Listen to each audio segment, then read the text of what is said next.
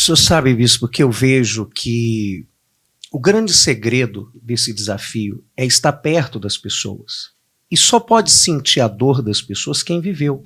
Estava vendo ali as imagens da comunidade que a Ireuda ajudou. Como é que é o nome da comunidade? Paz e Vida. Paz e Vida. E eu estava lembrando da minha vida. Uhum. Porque quando eu era criança, eu tive um irmão que a gente passava muita fome. Minha mãe era uma lavadeira, o meu pai era um torneiro mecânico que ficou desempregado.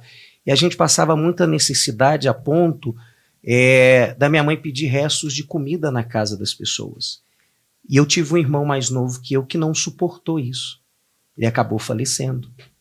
Então, essa dor é o que as pessoas têm. Eu era a gente era a família mais pobre do bairro.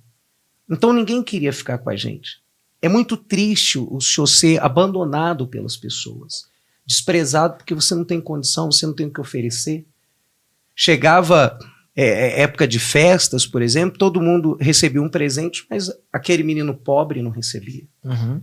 Aquele menino que não tinha o que comer em casa. Uma das cenas que muito me marcou quando criança foi ver minha mãe, a gente chegar para minha mãe e dizer assim, eu e minha irmã dizia assim para ela, mãe, a senhora não vai comer? Porque a gente tinha comido ali um pouquinho de farinha com açúcar ou com água, e a minha mãe dizia assim, eu já comi. Mas tinha 3 dias que minha mãe não comia. Nisso eu cresci, me tornei um adolescente que queria ser aceito. Eu queria ser aceito, porque até então todo mundo desprezava a gente, eram as pessoas mais pobres, sim, ninguém dava valor. E nessa de ser aceito, eu me envolvi com pessoas que eram dos vícios. O mal veio disfarçado de bem, porque essas pessoas me acolheram. E aí eu entrei nas drogas.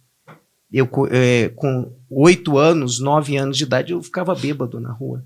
Uhum. Eu conheci as drogas cedo, de usar o crack, a cocaína, a maconha, o chá de cogumelo, cheirar cola, de ficar tão alucinado, bispo, porque eu pegava um prato de cocaína e cheirando aquele prato de cocaína, eu não conseguia mais cheirar aquele prato, tão alucinado, o sangue pingava do nariz no prato, eu lambia aquele prato.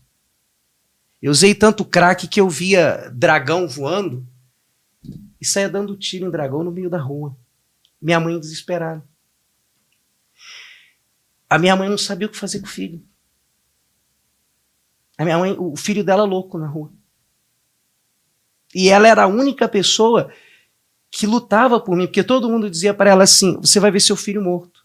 Uhum. Você vai ver seu filho carvejado, né, de bala. Mas ela não desistia. E é essa dor que as pessoas têm. Porque eu não era aceito quando criança porque era muito pobre. Passava muita fome, muita necessidade. Quando eu fui ser aceito, eu não tinha ninguém para me orientar, não tinha o poder público para me ajudar, não tinha ninguém para chegar e acolher aquela família. Eu fui conhecer a rua. E quem me abraçou? As drogas. Uhum. As drogas me abraçaram a ponto de eu ficar alucinado, de eu fazer coisas horríveis. E que essa é a dor que a pessoa tem. E quando a gente vê essas pessoas, como o senhor disse, polarizando, briga daqui, briga dali, guerra de discursos, a gente vê que no meio tem pessoas que estão sofrendo, pessoas que estão gritando por socorro, como a minha família estava. Como a minha mãe desesperada, eu desesperado, só que ela nunca desistiu e a gente conseguiu, através da fé dela, através da garra dela, através dela não desistir daquele filho que todo mundo tinha desistido, que as pessoas diziam assim para ela, para minha mãe, assim, isso é muito triste as pessoas dizerem assim para sua família, olha, você pode ir na casa da gente, mas o Kênio não, porque ele vai roubar. Ele vai caçar confusão porque ele não tem futuro. Uhum. Uma mãe ouvir isso é muito triste. E era o que minha mãe ouvia. Só que através dela, da luta dela, a gente conseguiu vencer o vício. Consegui vencer o vício. Superei essa situação. Tem 25 anos que eu estou livre do vício, sem nenhuma recaída. Casado, 19 anos casado. Então eu vejo que a pessoa que sofreu, que passou por isso, ela tem como ajudar as pessoas.